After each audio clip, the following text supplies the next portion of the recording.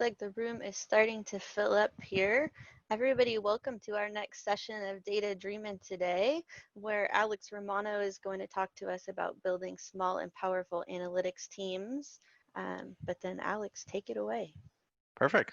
And, I just wanted to first and foremost introduce myself. My name is Alex Romano, and, I've been in the workforce for just under a decade now, and have just been so privileged to work with so many talented data professionals, and just wanted to say it's a pleasure to be a part of this community. Absolutely love the quality of people that we have here. So just welcome. And my goal today is just to help provide a little bit of value, maybe a tactic, maybe a lesson learned from our mistakes, maybe a positive thing that you can take away from some of our successes, and share our journey at the Colts over the past 4 years to really kind of, um, you know, just hopefully help you either be a part of a better team, scale a team yourself, whatever that looks like. So, a little bit about myself and my background.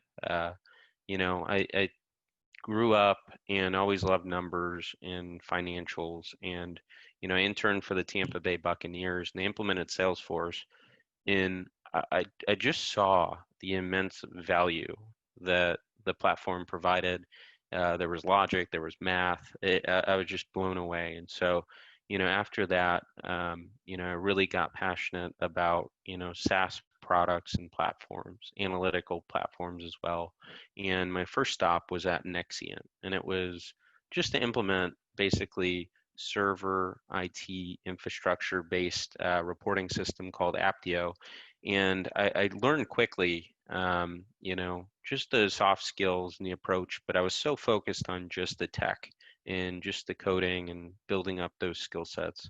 The next stop along the way was at Aperio, and our team was just solely dedicated on basically extracting all this data out of PeopleSoft servers, putting them into templates, and then actually loading all of that data in chronological order into the Workday platform. And the thing that I noticed the most back in my Perio days was a lot of clients would spend a lot of money on consulting hours and licenses for Workday, but they really didn't get into the reporting side. And I saw a lot of value there. And I just thought that there was so much more to be desired. So Prabhu at Spring ML, some of my favorite people in the world, just high quality, consulting firm. We actually were on the platform back when it was Wave, now Einstein Analytics, as we all know. But they had predictive apps there, and implementing those were just absolutely so much fun. And, I went to 10 to 15 different clients, always happy. And, I just had the itch to really build a team, build something, be there for the long haul. And, the Colts, lucky enough, gave me that opportunity. And full transparency, right? I cried the first day in my office at the Colts because I came from a place where it was cutting edge, it was predictive analytics, it was all cloud based. We didn't have a data warehouse, we didn't have a CRM system. We had paper checks. Like, it was just a totally different environment, and it really took some time to really kind of get my center of gravity. And then, from there, we just basically scaled. I was the first analytics hire ever. We scaled to 3 people. It's fantastic. And, I just left the Colts a couple weeks ago, and I'm actually starting a practice to help teams build their data strategy and their data teams over at Sync Partners. And, I think the key thing is we're empathetic towards our customers, because I was a customer at one point, and, that's our goal. So I'll quickly walk you through just kind of the outline of my talk is the 4 key areas that I usually look at when building your analytics team. It starts with the people on the team, how you scale it, how you complement yourself. Um, your external relationships and partners are absolutely everything. Um, Once you have those right people in place, then you kind of build a data-driven culture. We'll go into what I love to call an action plan for your data. It's strategic and it's engaging. What processes do you have in place? And then why we exist, right, is to be influential in your key organization decisions. So, like I said, the four areas of focus that I really focus on is people is at the center of what we do. I think that we can all agree on that. So people, whether it's your internal team or your relationships, once you have the right people on board, they're the usually thing that I've noticed is, you know, they're tasked with building that data-driven culture, whether they like it or not. It's usually an afterthought, or more importantly, an obstacle moving forward. So I would kind of move that up in your timeline and really focus on that. Once you have the right culture set, then the investment in the tech and the optimization of your processes should come pretty natural, right? If it's the right environment to thrive, it will. And once you optimize in the right platforms, you kind of have transparency around the building with data, you're becoming more data driven. Uh, the influence level is why we work so hard in influencing the right decisions and moving the organization forward through data. That's what we're all working towards and hopefully achieving on a regular basis. So your internal team, right? I think Scott Dorsey, an incredible person, he founded Exact Target. It got bought out by Salesforce, its marketing cloud. But he said early at Exact Target, they realized their competitive advantage was not their tech, but it was their people. And that's from Do Better Work by Max Yoder. Um, Definitely recommend that book. It's incredible, quick read. But when it was just myself, I could have hired another me, and that wouldn't have done me any good, right? What I realized is Zach, our engineer on the team, he came from Purdue, and he was totally opposite, and it was the best thing I ever did. He was process oriented, he was structured. He was an engineer by nature, and I was the opposite. I had a lot of business acumen, I was financial mind, and more importantly, I was the creative side. So we actually complemented each other really well, and we had a lot of tough love and healthy kind of friction between us, and that drove us to better outputs, no doubt. I learned a ton from him. Will always appreciate him a ton. So when you're scaling your team, think about your blind spots, right? What we do is complex. We all have them. Find people who fill your gaps, and that's a great partnership to have. Another tip is hiring, right? I think that's what baffled me when I was just a consultant. It was easy, right? It was like, here's the project, here's the scope, here's the budget, go do it. I took for granted just how easy and how much hard work it takes to set those consultants up for success. So give your salespeople and architects a big hug. Um, but at the end of the day, hiring was another one that was a curveball for me. And so one tip that I took away from Imperio was when you hire somebody, rate them 1 to 5, 1 being the worst, 5 being the best, but you can't rate them a 3. And what that does is it engages a healthy discussion. It forces people to make a decision, and you do a deep dive, and that has helped us tremendously. And you really get to think about, is someone a good fit or they're not? And that's one little tip that we had, and I brought to the Colts. Um, Another piece is about your internal team. John Thompson, Building Analytics Teams, an incredible book. Highly recommend it. He was a part of our book club recently. Started a data strategy book club, and the one thing that I really struggled with internally was how much work is enough work. What's the distribution of projects? What does that look like? And I firmly agree with John. 2 to 3 big initiatives per data scientist, per analyst is awesome, right? Those have dependencies, they might get stuck at times, but they can work towards those. I'm talking 6 months to a year, foundational projects. And those are, think about your long-term investments. You want to, anybody should have some good long-term investments, and then complementing that with 5 to 7 small ROI centered quick wins, building momentum and trust along the way. If I had to redo it, I would definitely focus more on prioritization and more on the right balance. And that was a good lesson learned. So I just encourage you to think about that. I didn't. And then, just team culture, internal team culture, define what you want it to be. And I think, especially with a small team, you have to be supportive because what we do is tough. And so just be there for each other, and hopefully you can avoid what I refer to as analytics island when you're off just on a project by yourself without any additional support. Um, So you have your internal team set and ready to go. What people often overlook is your key external partners. One that really threw me for a loop was your your relationship with the executive team, right? I thought, surprising, even though at a conference like today, surprising, everyone's not a data nerd. And, I was shocked by that. I was like, oh, I love it. Like other people don't. But, I think what I often misunderstood too about the executive level is you think they're the smartest people in the room, but sometimes they're intimidated. And so people only embrace what they understand. Another thing at the executive level is they're only thinking about business results. That's it. And there's a lot of competition for their time and for their kind of right for approval for resources. It's highly competitive. And so that's what I overlooked as well. I thought it was a no-brainer to invest in Einstein and build, a huge retention model through whatever it may be. But sometimes you really need to break it down, and you don't realize sales, marketing, financial ops, they're all competing for the same resources. So just keep that in mind and have a strategy at the executive level. Um, the next relationship in these people, when you get them, it makes a world of difference, and it's your analytics champions, people who believe in it, who are curious, who love it, who promote it. That is one of the biggest breakthroughs that we had at the Colts, and it was incredible. My boss, Stacy Johns, just helped me so much. And so I usually couple those with the top, right?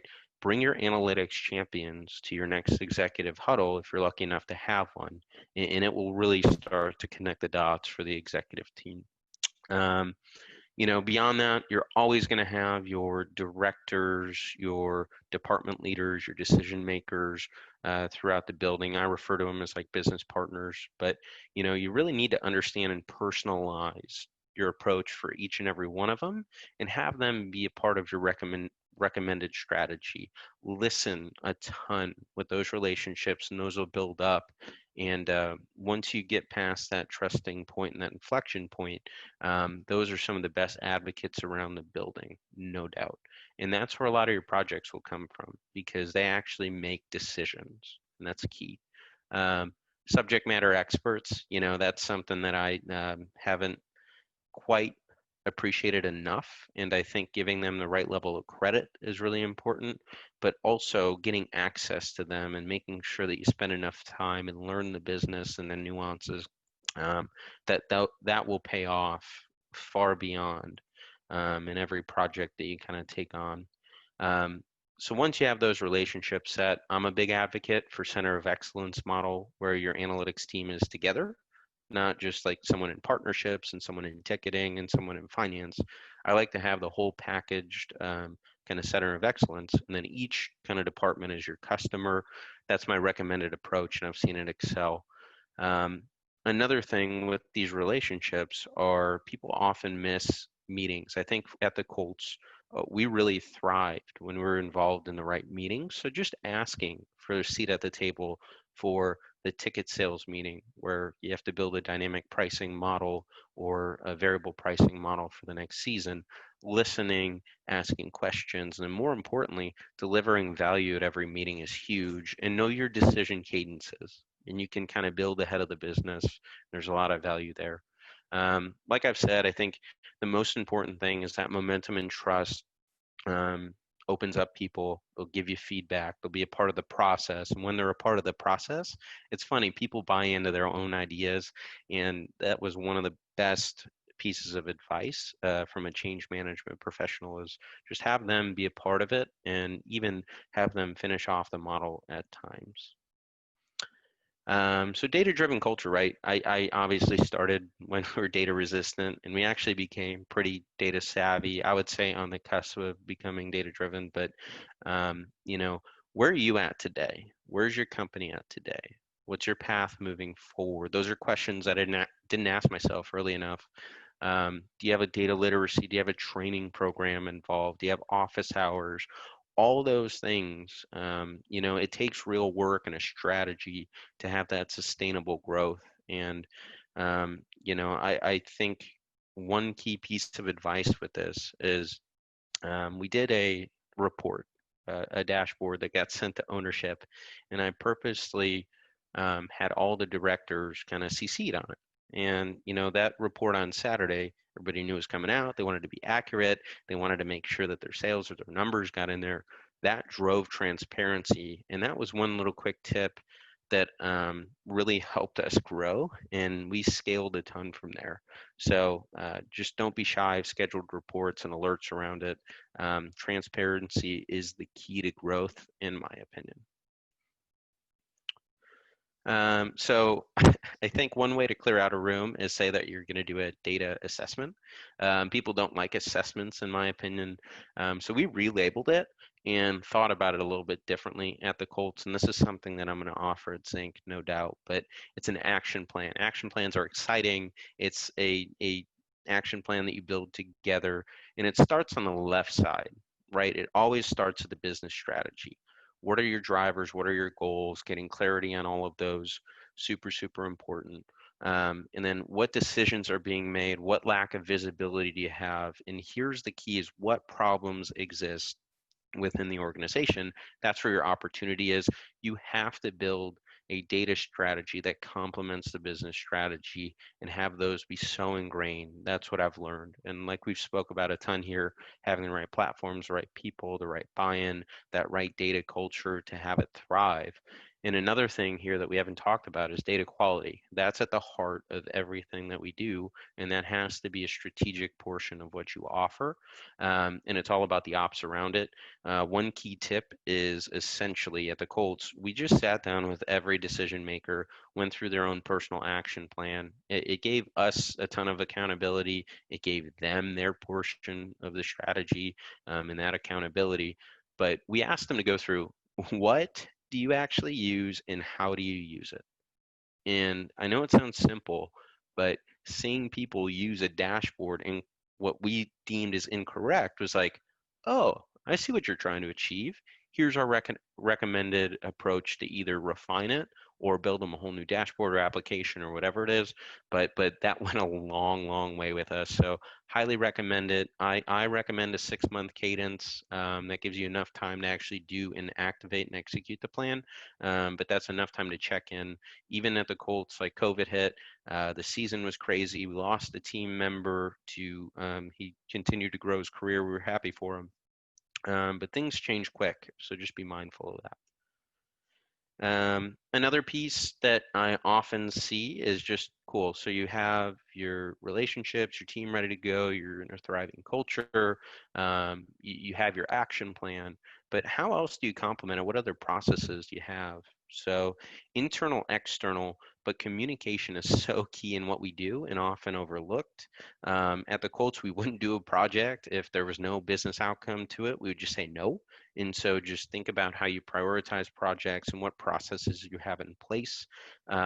In order to truly win, we need to be focused on the right things. So think about your 80-20 rule, but also think about avoiding problems, having that upstream mentality and getting ahead of the curve, which I think is equally as important. So highly recommend thinking and building upstream leaders on your team. Your stakeholder journey. I think, I didn't think about that enough, and I'm thinking of that more and more as time goes on. But how often are you sitting on the other side of the table in their shoes, being a customer of your own offerings? Super important. And then lastly, what we do is so evolving at an exponential rate. It's complex, right?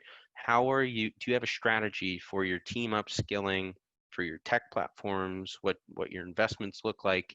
Have a process around that and maybe a quarterly cadence with the finance team. Lastly, another book recommendation, Brent Dyke's Effective Data Storytelling, one of my favorite books. But on the left side, we didn't have a great process for how we deliver and tell stories. We'd build dashboards, and they would kind of be all over the place. So this helped me kind of rein in and have a standard process for being influential. So the first 4 is all about just the technicals, building the viz the right way. But the last few, it's called the polish, and something that I've spent a lot of time in lately, taking that extra 5 steps. Focus, removing the noise right after the viz is built, removing accesses, labels are correct, focusing the attention with colors and in different ways to visualize it, making it approachable and instilling trust. the polish is so much more important than I give it credit for. And I highly recommend that you spend a little bit more time polishing up your stories that you're telling. To the right, once you have that process in place, right, to make real change, you need all three of these: the narrative, the talk track, the way that you present information, the visuals, making sure that you're connecting with your audience, that they can kind of cognitively process all the information and actually have the context there to really kind of have it be actionable. And then just making sure that the data is set, it's ready to go, it's accurate, it's live. But all three of those together, that's where you get those wins. That's where you get those inflection moments. If one of those is off, it's really not going to be to the level in which you need to be influential. And just you need to take that with every single project that you do. So just key takeaways, right? Relationships matter more than you think. The soft skills, the non-technicals, build that momentum, instill the trust. Hug your analytics champions, use them at the executive level, and always focus on the most meaningful work. Your data culture is your responsibility, and be a part of that fantastic change because the business results will come. So be transparent, have an action plan, be an upstream leader. Think about problems before they even happen. And then lastly, influence is success. Are you in the right meetings? Are you involved in all the most important decisions? Or is the organization using data to do so in the right light?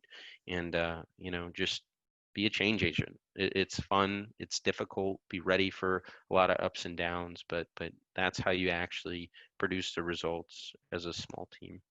So I thank you. I appreciate it. I had a lot of fun today. I hope that you gained some value, and happy to answer any questions.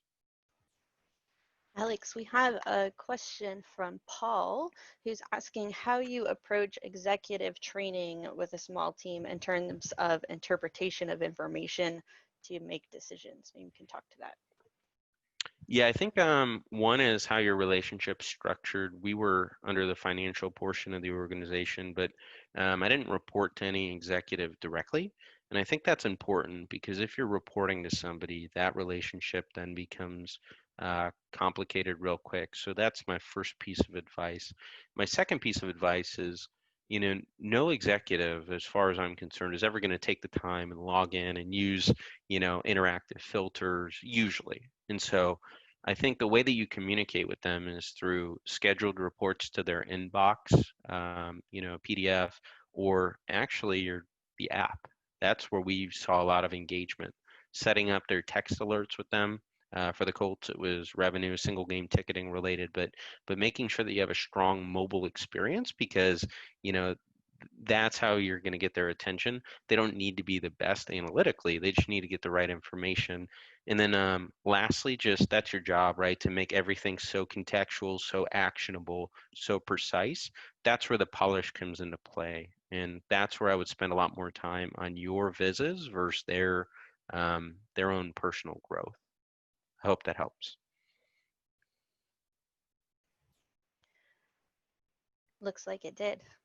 There are no other questions in here right now, but remember you guys can head to the session channel in the Slack workspace to continue having this discussion. And remember, there will be a survey that pops up when the window closes. If you could give us your feedback for Alex and the session overall, and remember, leave us your email if you want to be entered to win one of those certification vouchers. Um, Alex, that was awesome. Well, thank you, everybody. I appreciate your time. And just like I said, reach out if I can ever help. I'm here to support each and every one of you along your journey. And just thankful for your time today. Alex, sorry, before we end, people are asking for the books that were in your presentation. Maybe you could post the list in the Slack channel. That would be helpful. Yes, I will post that list in the Slack channel. Perfect. Awesome.